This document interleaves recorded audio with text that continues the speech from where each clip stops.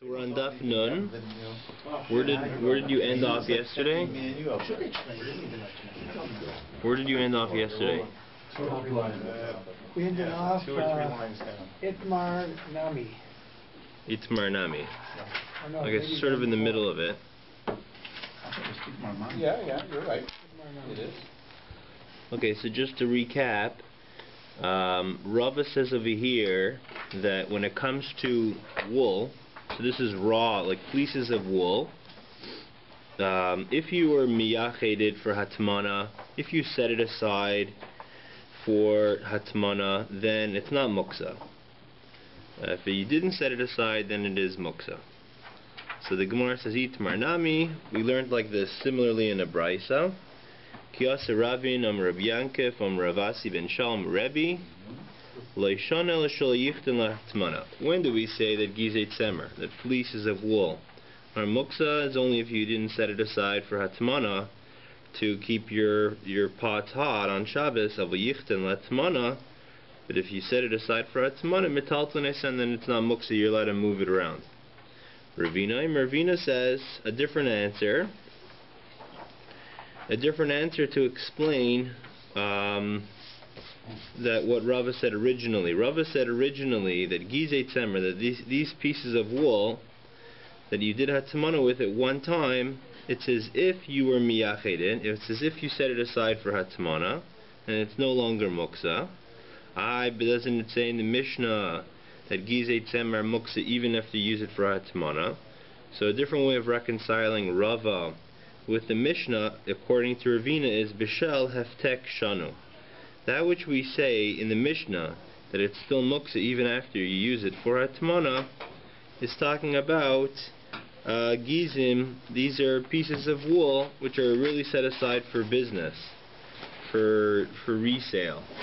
So in such a case, they're muksa even after you use it once for hatmana, because it already has a clear purpose. It's for selling off, to China for them to make it into coats or something.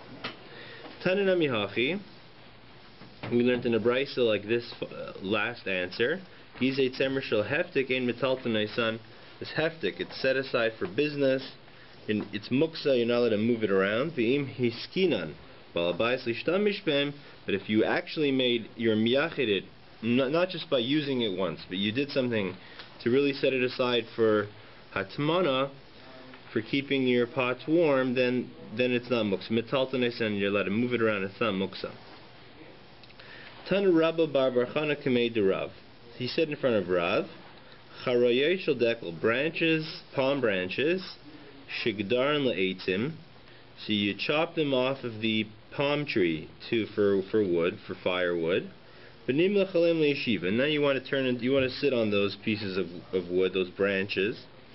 So what do you have to do to turn it from muksa to non-muksa?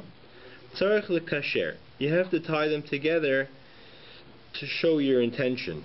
To show your intention that you want to use it for sitting. It's just to turn it into a chair, basically. You don't have to tie it. It's enough for you to think it. In your head, you say, I'm going to sit on it, then it's a chair. It's all before Shabbos, right? Yeah, before Shabbos, you have in mind, according to B'Shimon Gamliel, you don't have to do anything physical. Hu tani la v'hu omer la. Rabba bar Barchan is the one who mentioned this brisa, but now he expresses his own opinion in terms of the halacha. He says, halacha Rabbi Shimon Gamliel. So halacha is like the last opinion, that you just have thinking is enough. You don't have to do anything. Itmar, we learned with regards to this halacha, Rav Amar Kaisher. Rav says you tie the branches together, like the Tanakama in the previous brisa. Shmuel Amar Chayshev, and Shmuel says you think is enough, like Rabbi Shimon Gamliel. Ravasi Amar Yoseph, he says a third opinion, unlike any of the Tanoim we saw before. He says you sit on it. So not tie, not think, sit on it. That's how you turn it into a chair to make it not muksa. You don't have to tie it, you don't have to think. It's interesting, I don't know exactly how you avoid thinking. If you're sitting on it, then that sounds like you're going to think anyway. So I don't know what thinking is. Thinking is more than just, maybe thinking is more than just thinking it's going to be a chair. I don't know. But anyway, he says you don't have to tie, you don't have to think. I think it's more like he implied. It's implied. Yeah, but wouldn't somewhere in his brain he be thinking that this is going to be a chair if he's sitting on it? No, because a chair might be more permanent. Now he's just sitting on it for a second. He's not turning it to anything. He's sitting on it. It's a chair that becomes a more permanent fixture. Okay, that's interesting. Or perhaps thinking that I'm sitting in the context of Shabbos and Muktzah, I'm going to now convert this into a chair, therefore I can't sit, as opposed to just plunking yourself in. Right. So you're saying the thinking process is much more specific and elaborate. Yeah. Okay, that's also interesting. Okay. Bishlam Rav Hudamar Tanakama. So Rav, we can align him with the Tanakama. Shmuel Nami Hudamar Shmuel. Shmuel, we can align him with the Shimon Gamliel. Now the Ravasi, the Amar, Kaman, Hudamar. Who's Ravasi going to be like? Ravasi's in a Moira, and he doesn't line up with any of the Tanoim, any of the two Tanoim that we saw. So the Gemara says, don't worry, we have a third Tana out there, Kihai Tana.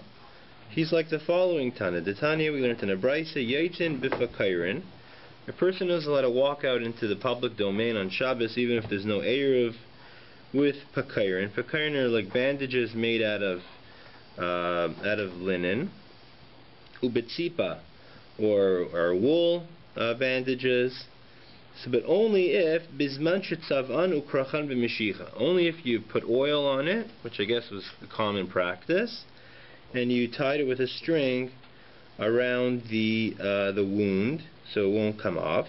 So, in other words, you set it up as a bandage on your body in a way that it doesn't come off. So you're showing that it's a bandage. Light savan v'loy kracham b'mishicha. But if you didn't put the oil and you didn't tie it to yourself, and you're not allowed to go out, because it's not considered a malbush. Right? Your clothing is not considered carrying on Shabbos, so your shirt, you're allowed to walk out with your shirt. So similarly, a bandage you're allowed to, but only if you convert it into a bandage. And you convert it into a bandage when you properly bandage yourself with the bandage. But if you used it, forget the tying in the oil, but if you used it already, even if you didn't put the oil on it, and you didn't tie it with a string, that's enough. So what do we see from here? That using it, like sitting on the branches like we saw before, so in this situation, using the bandage is enough. You don't have to think, and you don't have to do, you don't have to like tie in the case of the branches, or put oil and string it in the case of the bandage. Ravashi said up in Anami Tanin, and we learned this idea from another brisa, this concept that you could just use it once, and that takes away the muksa. It says hakash al gabi hamita, hay that's on your bed. That was like the mattress was hay. Lo yananai biyada, you're not allowed to move it around with your hand when you go to bed on Friday night, because the hay is muksa. But you can lie down on top of it with your body, and you're going to move it around with your body. That's fine. Like in muksa in general, you're allowed to move it around with your body. You can kick it or something. But if that kash, if that hay was for animal consumption, or you put your pillow and your covers on top of the hay on Friday, then it's not muksa. You let him move it around with your hand. So what do we see from here? Shema mina. We see like Rav Asi's halacha, just like he says you can sit on the palm branches and it turns it into a chair. Here too, if you put the pillow on it, then that's good enough. Who's the Tanakama who argues the Rishim Gamliel, who says that you can't think it, you have to actually tie up the palm branches in order to take away the muksa? Rabbi Chanina ben Akiva, that's who it is. Techiyasir of Dimiam or Ziram Rab Chanina. He said, going all the way up to Rab Chanina, Pamachas halach Rab Chanina ben Akiva l'makam echad. Rab Chanina ben Akiva went to a certain place on Friday. He saw a bunch of palm branches where they cut off the tree. Lishum eitzim for firewood, so it should be the assumption is that it's muksam. He said to his students, so he said, think about it. Think that we're going to use these palm branches for sitting tomorrow. So v'lo yadana ibeis mishtahava ibeis ha'evil hava. I don't know if there was a wedding that day on Friday, or there was a funeral on the Friday. So what do we see from this story? The fact that Zeiri didn't know if it was that Friday there was a wedding or there was a funeral. Only in those special circumstances, that's when Reb Chanina ben Akiva would say you can get away with machshava, with just thinking about it. The treaty, because they're too busy. But ordinarily, kashar, or literally here, but kashar in, loy kashar loy. You have to actually do a maisa in order to convert the branches into a chair, such as tying it together. Except in the special circumstances, then he'll say machshav is enough. Rav Yehuda, machnis adam alay kupasei afar. You could take a box of dirt into your house. They use that for cleaning, ironically, because if something was on the floor that smelled bad or it was dirty, like a spill or whatever, you just put some dirt on it and it's fine. Well, and you can take care of all your needs with the dirt. Darsh marzucha mishmei de marzucha rabba. You have a special spot for the dirt. So let's say it's a pile. You bring a box of dirt and you dump it somewhere on the floor. Make sure that that has a special location to show you that this dirt is not just like other dirt. This is special dirt for your use, that you can move it around. Amar Rabbanan Kamei Papa Kaman. Who is this going like that you can use this dirt on Shabbos? Kamshim Gamliel. He's the one who said before, but the palm branches, that machshava is enough to make it into a kli that you can move around. Di'i karabanan, if it's like the Rabbanan, ha'amri bin and maisa, they say you need a maisa. So if it's going to go like the Tanakama of Rabbi Shimon Gamliel, who says you have to tie up the palm branches, so where do you have the equivalent of tying up in the case of the dirt? Amalura Papa filutema Rabbanan. Could be even like the Rabbanan who say that you have to do a maisa, like tying up the palm branches. They only say that where it's applicable, where it's possible, where you could actually tie it up or do something to it. If it's something that's not possible to do in maisa to it, such as dirt, then they don't require it. So this is the second exception according to the Tanakama of Rabbi Shimon Gamliel. We saw one exception. He says forget about the maisa when it's a busy Friday, like there's a wedding or funeral on Friday. So he has another exception here, is when there's nothing that you could actually do to the dirt to convert it. I thought putting it in the corner is something that you did. Yeah, it's interesting they don't consider that a maisa. I mean, because it's just the location. Like the branches also, if you put the branches here or put the branches there, that wouldn't be a maisa either. You got to do something to the branches. So, but you're right. It's sort of it's a quasi maisa, but it doesn't seem to be enough of a maisa for what the Tanakama usually requires. Name a ketanoi. Let's say that this is a machlekes tanoim, this business of maisa, or another machlekes tanoim. It is already one machlekes tanoim, but we want to make another machlekes tanoim out of it. Bakol chafin. As a kalim on Shabbos, you're allowed to rinse the dishes with any material. Chutz mikli kesef. Begartakain. You're not allowed to rinse, rub silver vessels with gartakain. Gartakain is some material that's used to clean the silver, to polish the silver. And the reason for that is because it's smearing. It's gartakain on silver is smearing. Can't do that on Shabbos. Ha neser v'chol muter. So you can infer that to use neser v'chol. Neser is, I don't know, soap. What's neser? I don't know neser. What? Tartar. And what's tartar? What? Like an abrasive. Must be abrasive. No, what's neser? He's saying that's gartakain. Niter. Niter. And what's that? Who knows? Okay, I thought it was just like soap. It's neither here nor there. Okay. Ha neser v'chol muter, so we can infer that using neser or sand on the silver is fine on Shabbos because that's not smearing. Tanya, and we have a different brayse that says neser v'chol aser. You're not allowed to use neser or sand on the silver. My love, maybe the machlekes, if you can use neser v'chol if you can use Nesser and sand on silver, is really based on a muksa issue. The Marsa Rabbein in Maisa, one says, in order to take away the muksa, you have to prepare it with the Maisa, like tying up the branches. And you didn't do that for your Nesser B'chol. Marsa Rabbein in Maisa, you don't have to do a Maisa. You don't. Machshav is enough. Just thinking about it is enough. And therefore, you're allowed to use it on your silver, to clean your silver on Shabbos. So the Gemara says, loy. Everybody agrees you don't have to do a Maisa, thinking is enough.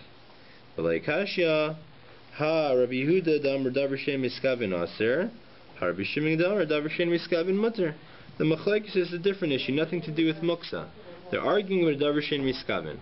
If let's say you do something on Shabbos, and it's possible, not inevitable, but it's possible that it will lead to a malacha. So the classic example is dragging a chair on dirt.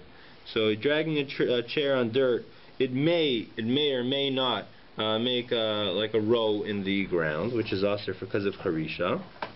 So according to Rabbi Yehuda, he would say that you're not allowed to drag that chair because it may cause that row to be dug up. And according to Rabbi Shimon, it's fine because may is not a problem. So similarly over here, using Nesser B'chol to clean your silver kalim is because sometimes it causes it to be machliket. Sometimes it involves shmearing. Sometimes yes, sometimes no. So since it's not an inevitability for there to be shmearing when you use your Nesser B'chol on your silver, so that's how we want to set up this machlekes between these tanoim.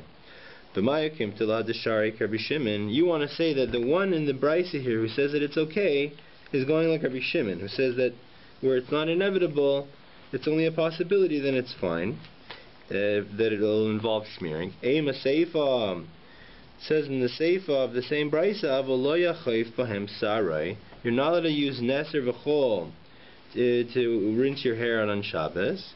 V'i Rabbi Shimon. And if you're going to say that the Tana, who's lenient, is like Rabbi Shimon, Mishra Kashari, he would allow you to even shampoo your hair with Nesser and sand, even though it may pull out of some hairs. The Tanan, Nazir, who's not allowed to cut his hair, Chayfeif Umefaspeis, he's allowed to rinse his hair with Nesser V'chol, so I guess that's their shampoo, that's their kind of shampoo. Umefaspeis, and he's also allowed to comb his hair.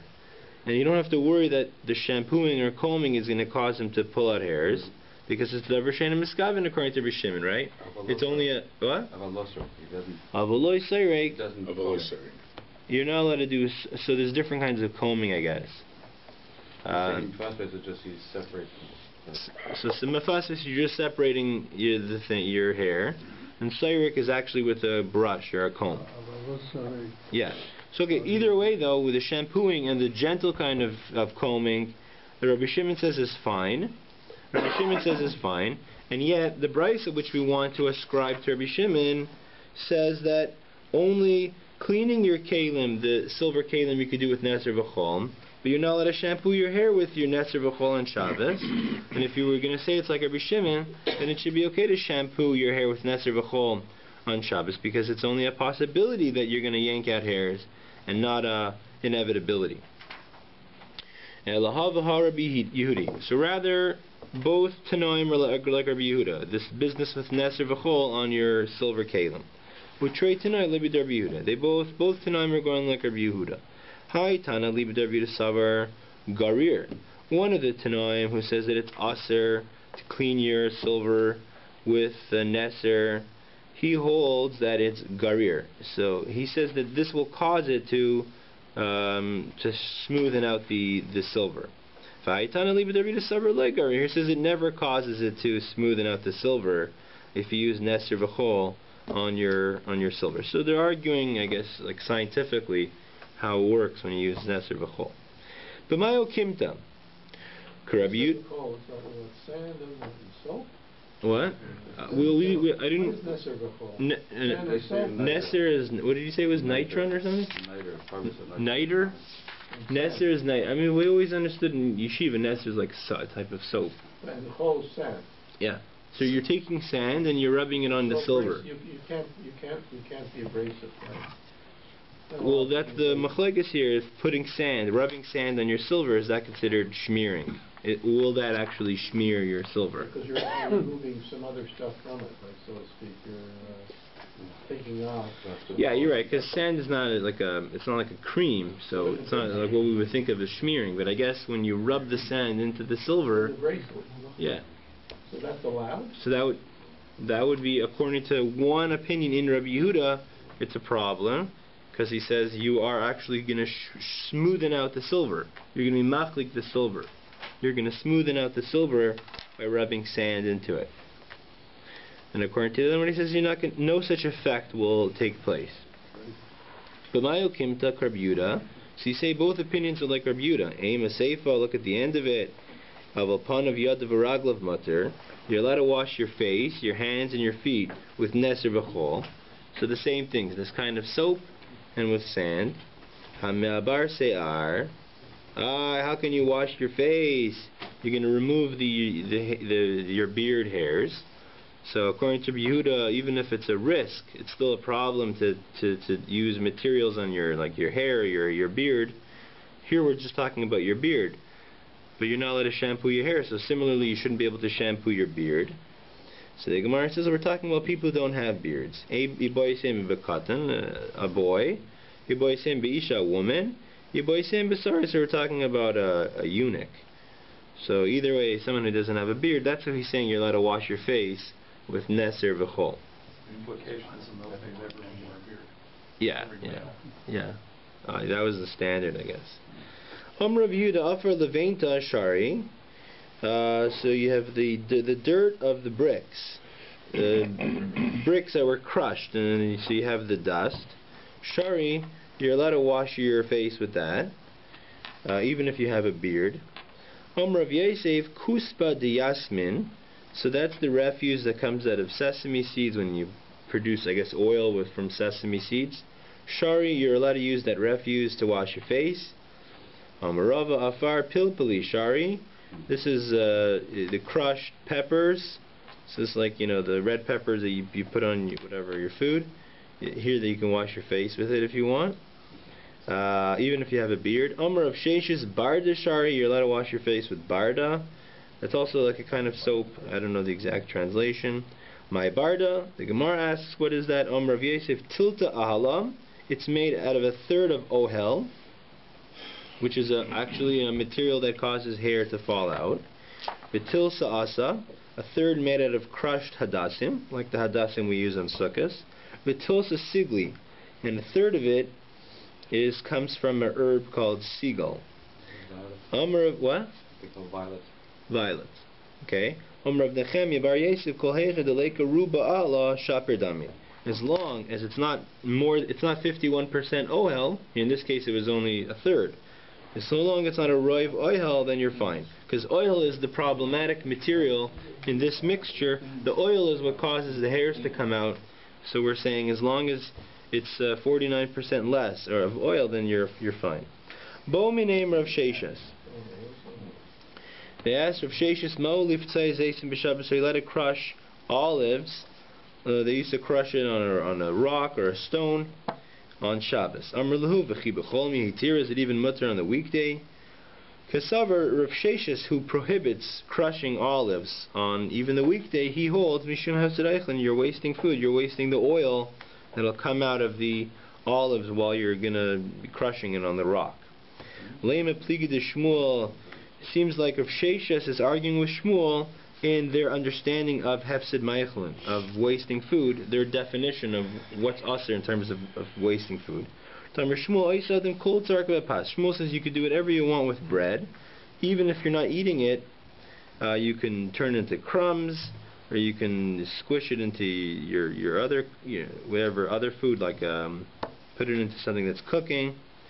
So he seems to be much more lenient in terms of what you do with your food. And similarly, Shmuel would also allow you to crush your olives if that's how you want to eat your olives. Amri, they say back, that's not a proof. Pas lo mi'isa hani mi'isi. Bread doesn't get gross when you do certain things with it. But the olives, or at least the oil that comes out of the olive, when you're going to crush it on the stone, it's not going to be edible at all. And therefore maybe he would agree with Rav Sheshis when it comes to crushing olives, because of Hefsed Eichel. The Gemara says, Ameimer Marzutra Ravashi, these three people, Havu Yasu, they were sitting on Shabbos, Aisu Kamayu Barda. They brought before these three people Barda, which we said is, I don't know, kind of soap. And we said it's made out of a third of oil, a third of this, a third of that. Ameimer Ravashi Mashu. They washed themselves with this stuff. When Marzutra Loi Mashu, he didn't wash himself. Amrulei like Saval Amar La Adam Rav Sheshis Bar Deshari. Well, you don't agree with Rav Sheshis, we just saw before, who says that it's okay to wash your face with barda, even if you have a beard. Amrlu Rav Mordechai Bar Minei Demar. Rav Mordechai, a fourth person who was at this gathering, he says Bar Minei Demar. You should exclude the member that we saw before. I'm sorry, Bar Minei Demar. You should ignore Marzutra. Because Marzutra, he wouldn't even wash his face with Barda even during the weekday.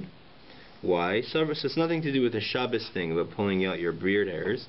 You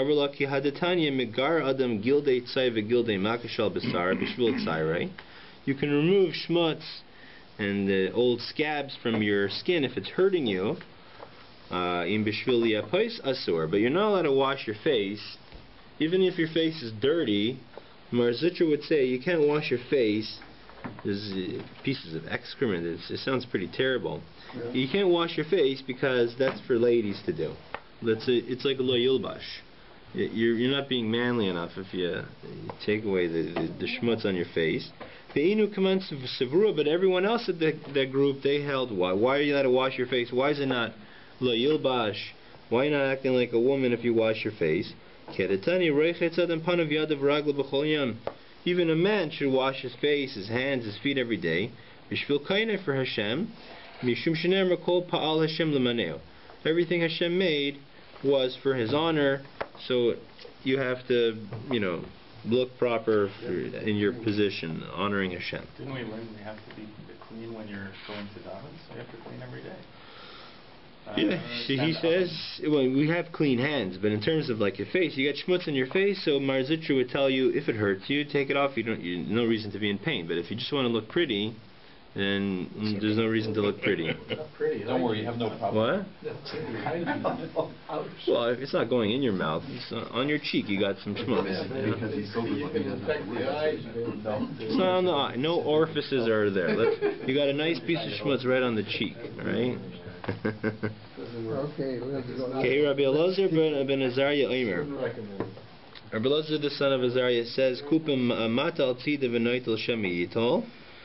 So when you have let's say you have a pot of your food, and it's surrounded by some type of thing that's insulating it. So only tilt it over to take out the contents. Don't take it out of the hole because you won't be able to put it back in. And the Chum say you can actually take the pot and put it back into the insulation. Everyone agrees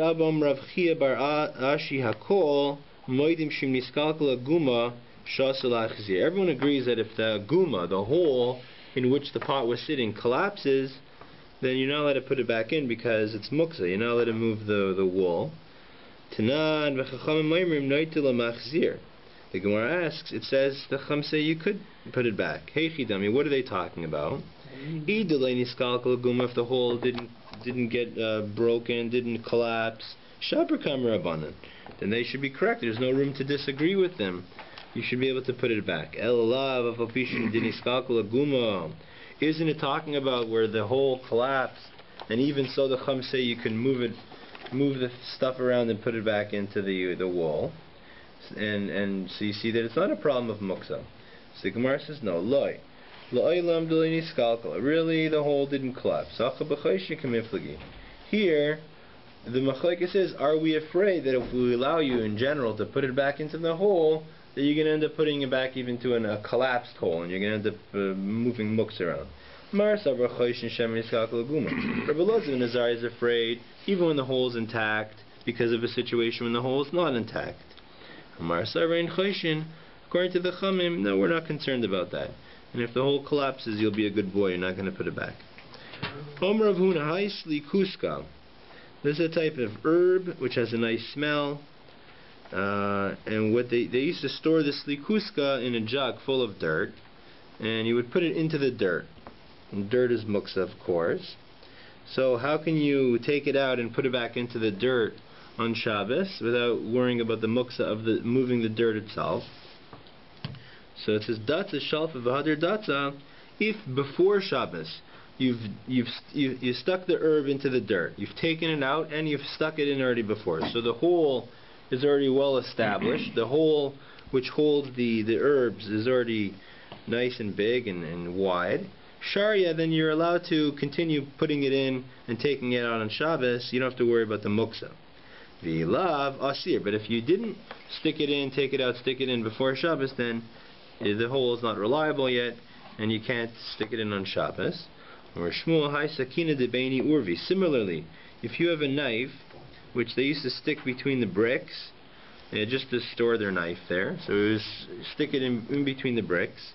So same thing. Datza shalf v'hadir datza. If on Friday or any time before Shabbos they've already stuck it in, taken it out, stuck it in again, shari, then on Shabbos you can continue doing it because it's got a nice hole already. There's not going to be a muksa issue. V'lav asir. Otherwise it's going to be asir because of baina, because you're going to be jamming it in and you're going to be creating a hole. You're going to be creating the hole in that which is building. And they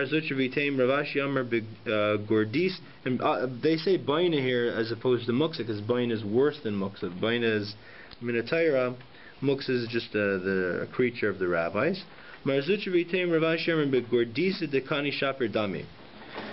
He says you're allowed to stick the knife in the branches of a palm tree where a lot of the branches stick out from one branch. You have one branch and then little branches are coming out of there. So where it's packed all together, you're allowed a comb of reeds. A comb of reeds. Okay. Rav Mordechai l'Rava Masi Rav Katina Tiyufta. So this should be he asked a question on Rav Huna and Shmuel. Again, Rav Huna and Shmuel were the ones who said that you can only stick the material, like the herbs or the knife, into something where the hole has already been well established. What does it say in the Mishnah? Taimin lefes u'tsnainis tachas gefen. A person who hides lefes or radishes underneath the vine in order to keep them there safe. Him haya miktsas alav. If there were some leaves, megulim, that were revealed, eina choishesh. So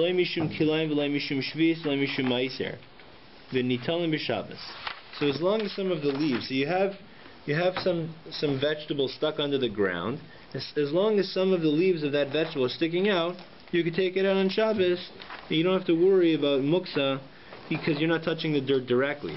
So therefore, this is a question, and this slugs up Rav Huna and Shmuel, who say, no, there has to be a hole well established. No, as long as it's sticking out a little bit. So let's say in the case of the herbs are sticking out of the dirt, in the pot of dirt. You can take it out. You don't have to worry about the muksa, even if the hole hasn't been well formed, because you're not touching the dirt directly. You're just going to move the dirt indirectly by pulling out the herbs.